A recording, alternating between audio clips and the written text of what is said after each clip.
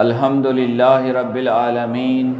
والعاقبۃ للمتقین والصلاۃ والسلام علی صادق الوعد الامین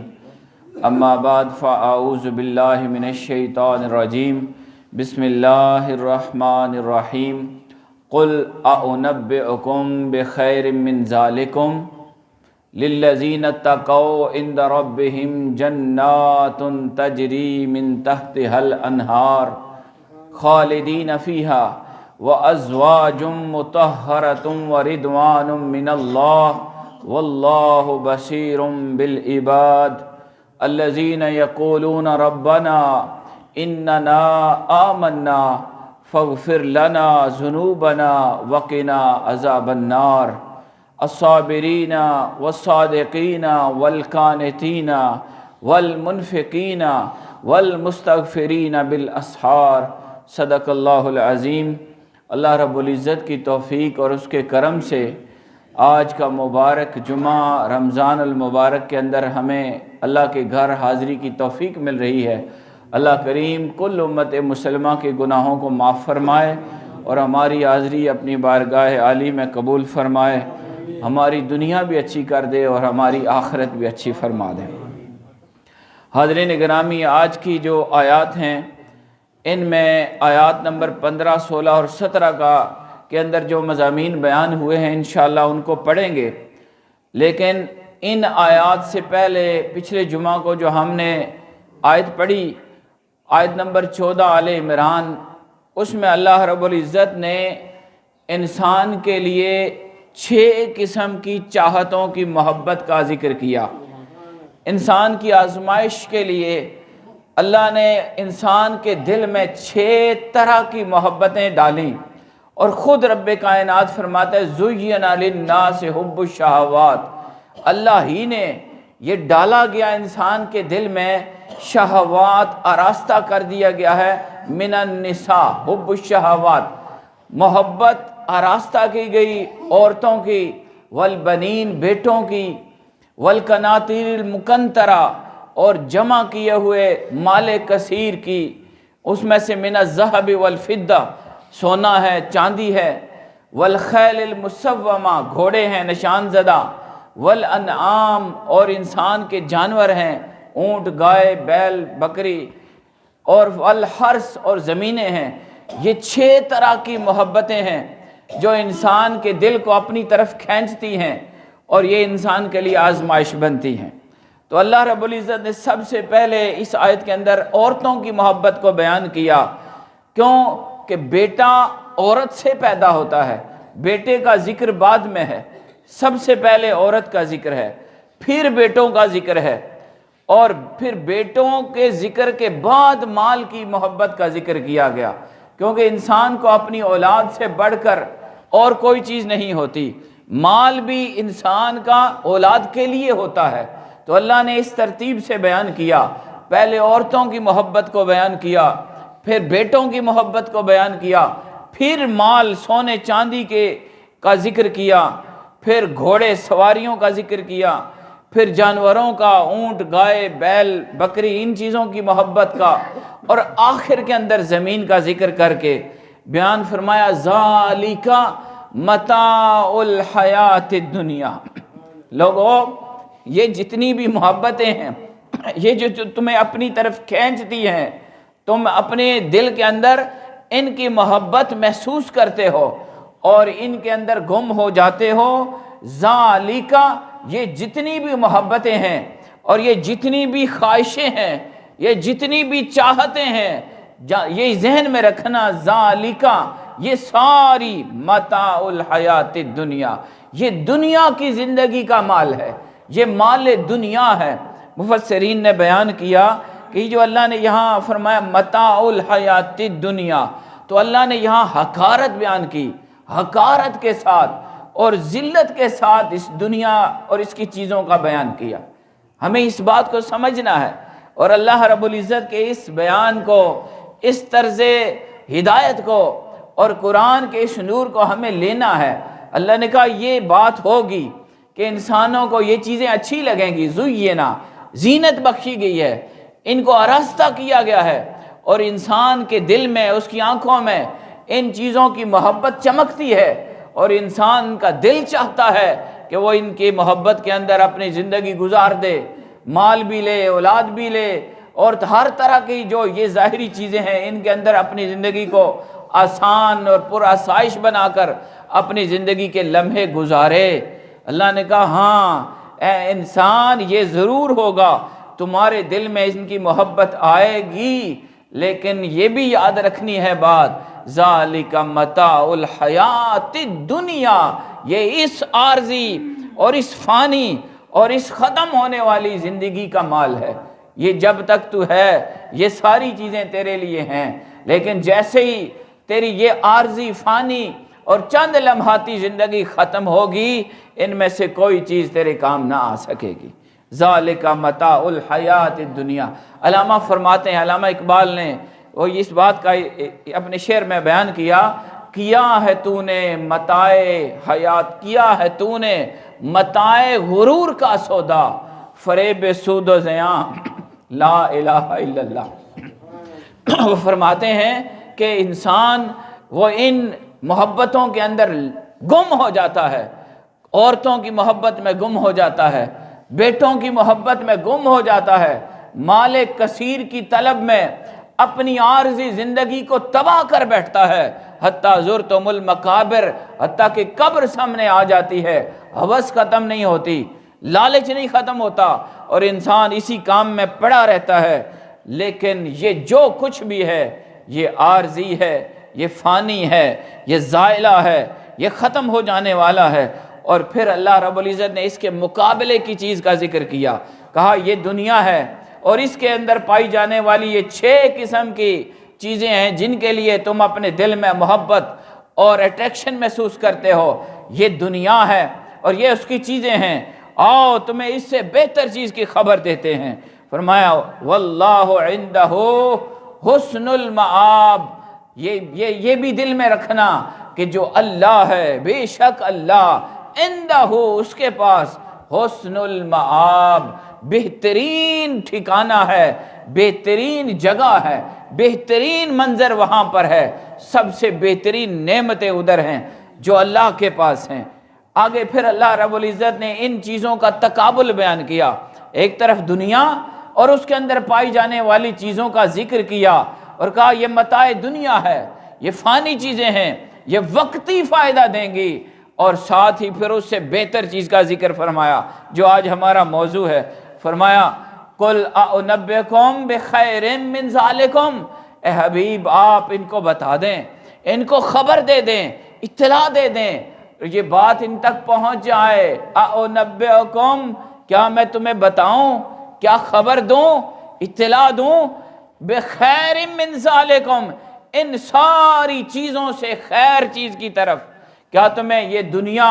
یہ مال دنیا، یہ عورتیں، یہ بیٹے، یہ مال، یہ جائیداد، یہ زمینیں، یہ جو کچھ بھی ہے، سونا چاندی، ان سے بہتر چیز نہ بتا دوں؟ یہ اللہ نے ہمیں مخاطب کیا، متوجہ کیا، توجہ اپنی طرف کرائی۔ کہہ دیں، آپ ان سے کہہ دیں، حبیب آپ ان کو بتا دیں، اعنبئکم، کیا تمہیں خبر دوں، بخیر من ذالکم، ان ساری چیزوں سے بہتر چیز کی طرف، کیا تمہیں وہ چیز بتا دوں جو تمہارے لیے خیر ہے، جو تمہارے لیے بہتر ہے، جو تمہارے لیے افضل ہے، جو تمہاری دنیا و آخرت کے لیے اچھی ہے؟ للذین اتقوا، وہ جو تقوی والے ہیں، جو پرہیزگاری کرنے والے ہیں، جو اللہ کی راہ پر سیدھے راستے پر چلنے والے ہیں، جو پرہیزگار ہیں، جو خدا سے ڈرتے ہیں، ان کے لیے عند ربہم جنات تجری من تحتہا الانہار، جو اللہ کے راست پر، سیدھی راہ پر چلتے ہیں، ہدایت کے راستے کو اختیار کر لیتے ہیں، مال دنیا کے اندر اپنی زندگی کو برباد نہیں کر دیتے، اور یہ ظاہری نمود و نمائش، یہ وقتی لذات اور وقتی شہوات جو نفسانی ہیں، عارضی ہیں اور تھوڑی دیر کے لیے نفع اور فائدہ اور لطف دینے والی ہیں، ان سے جو کنارہ کش ہو کر تقوی کا راستہ اختیار کر لیتے ہیں، عند ربہم۔ مفسرین کہتے ہیں کہ اللہ کریم نے یہاں پر اپنا ایک خاص تعلق تقوی والوں کے ساتھ بیان کیا۔ جو تقوی اختیار کرتا ہے حلال پر قانع ہو جاتا ہے، سیدھی راہ چلتا ہے، گناہ کا راستہ چھوڑ دیتا ہے، لالچ سے بچتا ہے اور دنیاوی محبتوں سے خود کو نکالتا ہے اور اللہ کی طرف دھیان کر لیتا ہے اور اللہ کی طرف ہی جانے کی کو ترجیح دیتا ہے، آنے والے وقت موت اور آخرت کی مناظر کو ذہن میں رکھتے ہوئے دنیا کی ان لذات کو چھوڑتا ہے، فرمایا ان کے لیے للذین اتقوا، ایسے تقوی والوں کے لیے، ایسے پرہیزگاروں کے لیے، ایسے ایمان والوں کے لیے عند ربہم، ان کے رب کے ہاں۔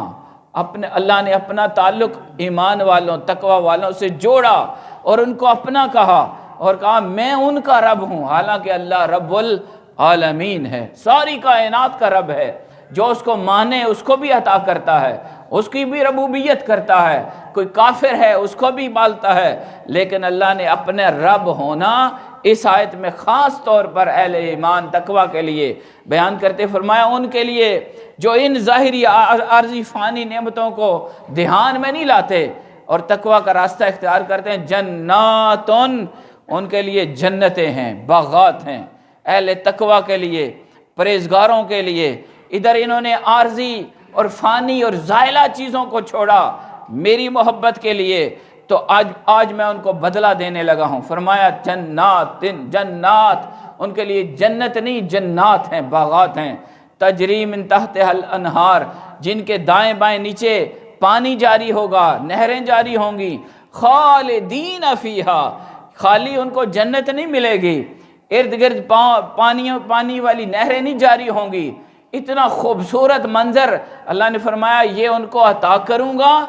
اور عطا ایسے کروں گا خالدین فیہا، وہ اس میں ہمیشہ ہمیشہ رہیں گے۔ یہاں تقابل کیجئے، ادھر دنیا ہے، یہاں پر ہم ہمیشہ نہیں رہتے، ادھر آخرت ہے، جنت ہے جہاں ہمیشہ رہنا ہے۔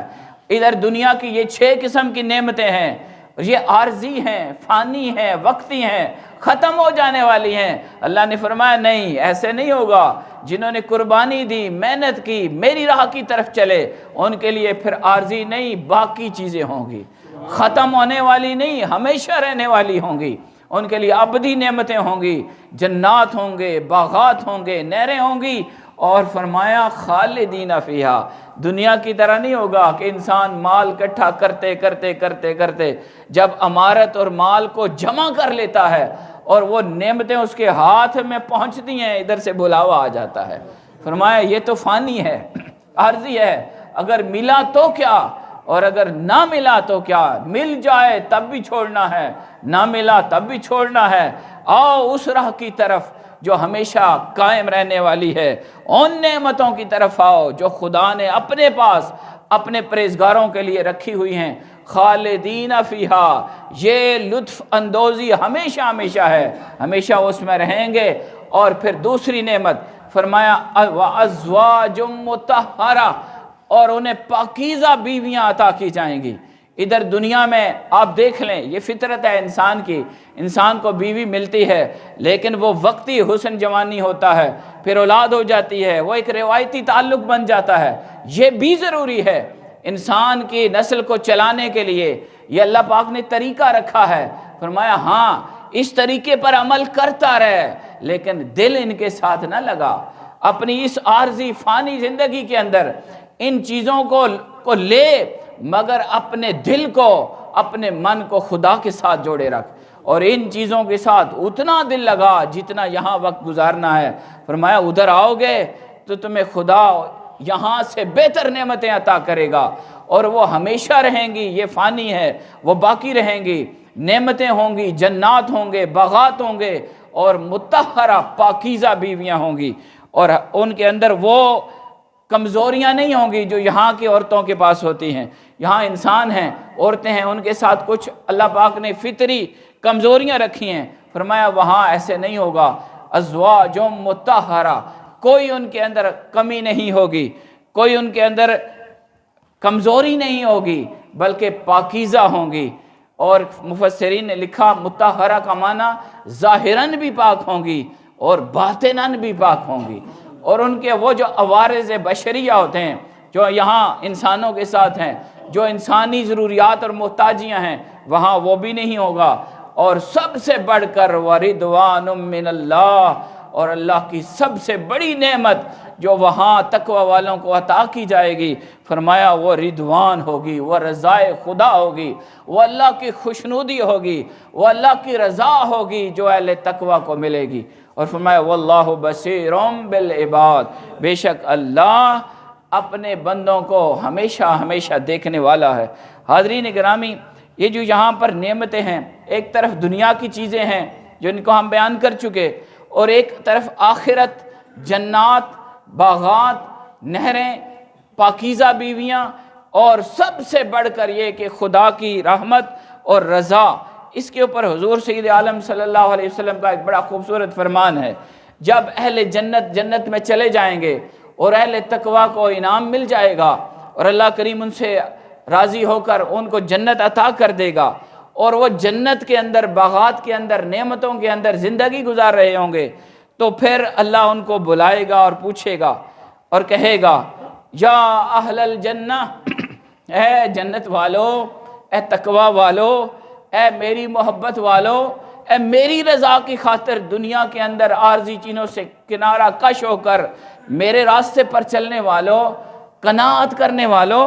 کیا کہتے ہو؟ تمہارا کیا حال ہے؟ جب یا اللہ پکارے گا یا اہل الجنہ، اہل جنت، سب بولیں گے فیقولون لبیک ربنا وسعدیک،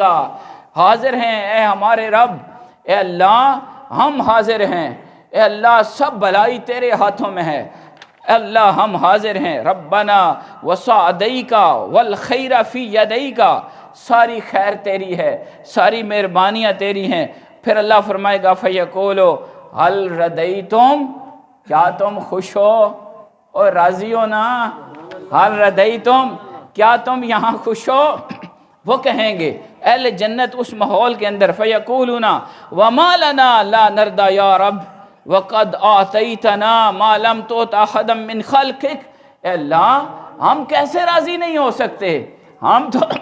تیری اس مہربانی پر، اس کرم پر بے انتہا راضی ہیں، تو نے ہمیں وہ نعمتیں عطا کی ہیں جو آج تک کسی اور کو نہیں مل سکی۔ پھر اللہ پوچھے گا، پھر اللہ ان سے پیار کی بات کرے گا اور کہے گا اے میرے بندو، فیقولو الا اعطیتکم افضل من ذالک، کیا میں تمہیں ان ساری نعمتوں سے افضل نہ دے دوں چیز؟ یہ جن نعمتوں میں تم ہو، اب پچھلا جملہ یاد رکھیں، اہل جنت کہیں گے مولا ہم راضی ہیں، ہمیں تو نے وہ عطا کیا ہے جو آج تک کسی کو نہیں ملا۔ اللہ کہے گا اس سے بھی بڑھ کر نہ دے دوں کوئی شے؟ سب لوگ فیقولون یا رب، وہ حیران ہو جائیں گے اہل جنت اور کہیں گے اے رب وَأَيُّ شَيْءٍ أَفْضَلَ مِنْ ذَلِكَ، ان تمام نعمتوں سے، جنات سے، باغات سے، ہر طرح کی نعمتوں سے افضل بھی کوئی چیز ہے، وہ کون سی ہے؟ فیقول، پھر اللہ رب العزت فرمائے گا اُحِلَّ عَلَيْكُمْ رِضْوَانِي، اے لوگو، اے میرے اہل جنت، اے تقوی والو، میں نے تم پر اپنی رضا مندی اتار دی ہے، میں نے تمہیں اپنی رضا دے دی ہے، میں نے تمہیں اپنی خوشنودی عطا کر دی ہے، میں تم سے راضی ہو گیا ہوں، میں تم سے خوش ہوں، تم نے ساری زندگی میری رضا کی خاطر دنیا کو چھوڑا، دنیا کی نعمتوں کو چھوڑا اور میری رضا کے راستے پر چلے، آج میں نے تمہارے لیے اپنی رضا اور خوشنودی کا راستہ کھول دیا ہے، تم نے قناعت کی لالچ کو چھوڑا، تم نے گناہوں کو چھوڑا اور میری راستے پر چلے، تم نے تقوی اور پرہیزگاری کو اختیار کیا، لالچ، ہوس، ظلم کو چھوڑ دیا، آج آؤ میں تمہیں اپنی رضا عطا کرتا ہوں، اپنی خوشی عطا کرتا ہوں اور اپنی مہربانی تمہیں عطا کرتا ہوں، فلا اسخط علیکم بعدہ ابدا، آج کے بعد کبھی تم پر غصہ نہیں ہوگا، آج کے بعد میں تم سے کبھی ناراض نہیں ہوگا۔ اور فرمایا واللہ بصیر بالعباد، اللہ بندوں کو ہر وقت دیکھنے والا ہے۔ حاضرین گرامی، ہمیں آج یہ سوچنا ہے کہ ہم دنیا کے اندر موجود ہیں اور یہ مال دنیا، جائیداد دنیا، اولاد، بیویاں اور جتنی سونا چاندی، یہ جو کچھ بھی ہے ایک طرف یہ ہے، اور ساری زندگی ہماری ان کے ساتھ گزر جاتی ہے انہی کو حاصل کرنے کے لیے، تو کیا ہم نے کبھی اس آخرت والی خیر چیز کی طرف بھی سوچا یا نہیں؟ آج اللہ نے ہمیں یہ بات بتا دی کہ ایک طرف یہ دنیا اور اس کی فانی عارضی نعمتیں جن کی طرف انسان کی لگن ساری زندگی کے لیے لگی رہتی ہے، اور ایک طرف اس سے بہتر، اس سے بڑھ کر، اس سے افضل چیز جو اللہ کے پاس ہے۔ کیا ہم نے کبھی اپنی طلب ایسی بنائی؟ کیا ہم نے کبھی ایسے سوچا؟ پھر اگلی آیت میں اللہ کریم فرماتا ہے کہ ان مومنین کی دنیا میں صفات کیا ہیں؟ ہم کیسے دیکھیں کہ یہ وہ اہل تقوی ہیں، یہ وہ اہل ایمان ہیں جنہیں اللہ کریم آخرت میں بہتر جزا عطا کرنے والا ہے؟ وہ اہل تقوی کون ہیں؟ اللہ کریم فرماتا ہے ان کا حال یہ ہوگا، تم دیکھو گے، الذین یقولون ربنا اننا آمنا فاغفر لنا ذنوبنا وقنا عذاب النار، یہ اللہ کی بارگاہ میں دعائیں مانگا کرنے والے تھے، اللہ کی بارگاہ میں دعا کیا کرتے تھے، خدا کی بارگاہ میں اپنے ہاتھ پھیلا کر اپنے گناہوں کی معافی مانگتے تھے اور اپنے اعلان ایمان کرتے تھے۔ کیا کہتے تھے؟ ربنا،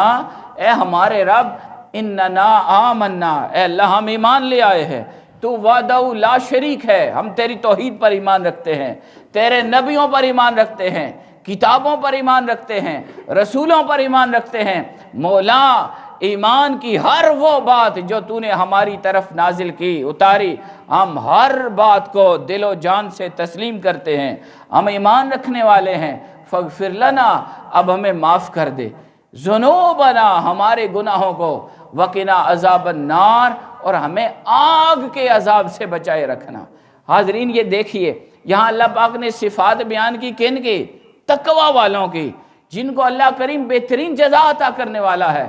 اب ساتھ ہی یہ فطرت بھی بیان کر دی کہ جو بھی انسان ہے، چاہے وہ تقوی کے بلند مقام پر پہنچتا ہے، لیکن بطور بشر اس سے غلطی ہوتی ہے، خطا ہوتی ہے، گناہ ہوتا ہے، لیکن بہترین خطا کار وہ ہے جو اپنے رب کی بارگاہ میں معافی مانگ لیتا ہے۔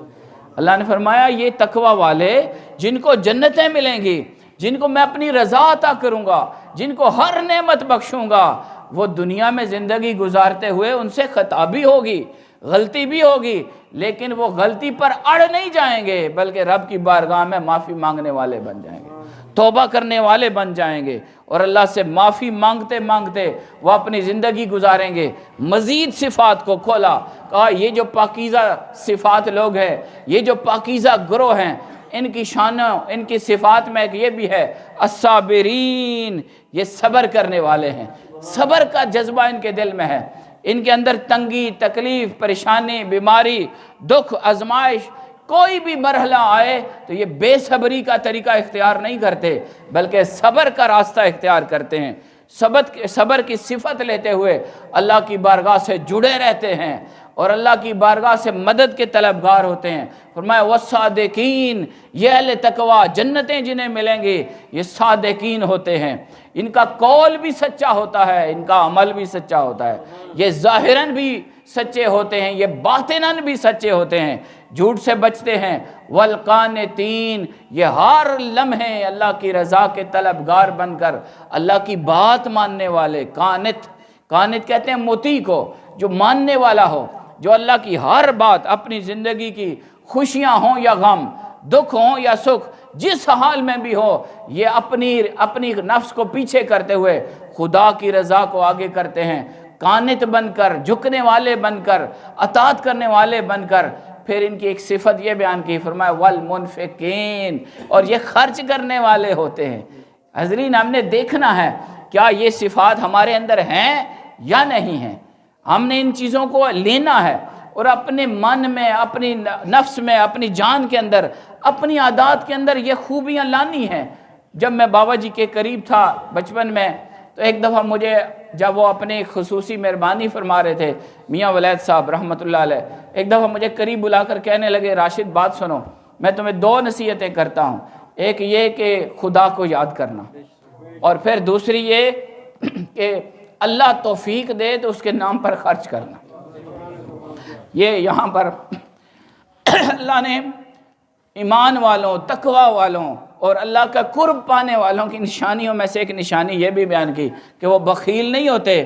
کنجوس نہیں ہوتے، اپنے مال کو بچا بچا کر جمع کر کر کے اکٹھا کر کے وارثوں کے لیے نہیں چھوڑ جاتے سارا مال، بلکہ وہ مستحقین پر خرچ کرتے ہیں، وہ محتاجوں پر خرچ کرتے ہیں، وہ اپنی ذات پر خرچ کرتے ہیں، وہ اپنے اہل و عیال پر خرچ کرتے ہیں۔ حاضرین، ہمارے ہاں یہ ایک خامی ہے کہ ہمارے پاس مال ہوتا ہے، ہماری اولاد اس کی ضرورت مند ہوتی ہے، بیوی بچے وہ حاجت مند ہوتے ہیں، لیکن ہم خرچ نہیں کرتے، ہم بخیل کنجوس مزاج ہوتے ہیں، مال کو بچا کے رکھتے ہیں اور بیوی بچے ترستے رہتے ہیں۔ کہا نہیں، یہ ایمان والوں کی نشانی نہیں، یہ تقوی والوں کی نشانی نہیں، یہ تو جنتیں پانے والوں کی نشانی نہیں۔ جنتیں پانے والے تو سخی ہوتے ہیں، وہ خرچ کرتے ہیں، اور اعتدال چاہیے۔ اس میں آپ کو پتہ ہے کہ خرچ کرنے میں جو بندہ اعتدال کرتا ہے، ضرورت کے مطابق خرچ کرتا ہے، یہ ایمان کی نشانی ہے۔ حد سے بڑھ جانا یہ بھی غلط ہے، اور کنجوسی کرنا یہ بھی حرام ہے۔ فرمایا والمنفقین، اور آخر میں فرمایا والمستغفرین بالاسحار، یہ مومنین جنہیں اللہ کریم آخر میں جنت کا بلند درجہ عطا کرے گا، اپنی رضا عطا کرے گا، اپنی خوشنودی عطا کرے گا، جنہیں نعمتیں عطا کرے گا، ان کا دنیا میں حال کیسا ہوتا ہے کہ یہ مستغفرین بالاسحار ہوتے ہیں۔ یہ صبح سرگی کے ویلے اٹھتے ہیں، طلوع فجر سے پہلے اٹھ کر یہ اللہ کی بارگاہ میں توبہ اور استغفار کرنے والے ہوتے ہیں۔ اللہ کے بندے یہ اپنے آرام چھوڑتے ہیں، یہ اپنے بستر چھوڑتے ہیں، یہ اپنے نفس کے اوپر نفس کشی کرتے ہیں، اپنے نفس کو کاٹتے ہیں، اور جب دنیا آرام کی نیند میں سو رہی ہوتی ہے اور خواب خرگوش کے مزے لے رہی ہوتی ہے، یہ اللہ کی محبت میں بستر کو چھوڑ کر، آرام کو چھوڑ کر رب کی بارگاہ میں حاضر ہو جاتے ہیں۔ علامہ ابن کثیر نے ایک واقعہ بیان کیا حضرت عبداللہ ابن عمر رضی اللہ عنہما کا۔ وہ کہتے ہیں کہ حضرت عبداللہ ابن عمر صبح اٹھا کرتے تھے تہجد کے وقت، تو اٹھتے ہی نوافل ادا کرتے رہتے، اور جب طلوع فجر سے تھوڑا سا وقت پہلے آتا تو اپنے خادم حضرت نافع سے کہتے یا نافع حل جاء سحر، کیا سحر ہو گئی، سحر آ گئی، کیا طلوع فجر سے پہلے کا وقت آ گیا جس کے بارے میں اللہ نے کہا تھا والمستغفرین بالاسحار، کہ یہ مومنین صبح صبح تہجد کے وقت اللہ کی بارگاہ میں توبہ کرنے والے ہیں۔ تو آگے سے نافع کہتے جی ہاں حضرت جی سحر کا وقت ہو گیا ہے، تو وہ اٹھ کر نوافل چھوڑ دیتے، پھر ہاتھ اٹھا کر اللہ کی بارگاہ میں دعا اور استغفار کرتے تھے۔ یہ ایک طریقہ ہے۔ اور حضرت لقمان نے اپنے بیٹے کو بڑی خوبصورت نصیحت کی۔ وہ کہتے ہیں بیٹے ایک بات ذہن میں رکھنا، اپنے آپ کا خیال اور دھیان رکھنا کہ مرغا جو ہے وہ تو سحر کے وقت اٹھ کر خدا کا ذکر کرے اور اذان پڑھے، اللہ کی حمد بیان کرے، اس کو ندا دے، اور تو سویا رہے۔ اپنے آپ کو مرغے سے کم تر نہ رکھنا، اس سے بہتر کرنا، اور اٹھ کر اپنے رب کی بارگاہ میں توبہ اور استغفار کرنا۔ اللہ کی بارگاہ میں دعا ہے مولا پاک ہمیں قرآن کی ان تعلیمات کو اپنانے کی توفیق عطا فرما۔ وما علینا الا البلاغ۔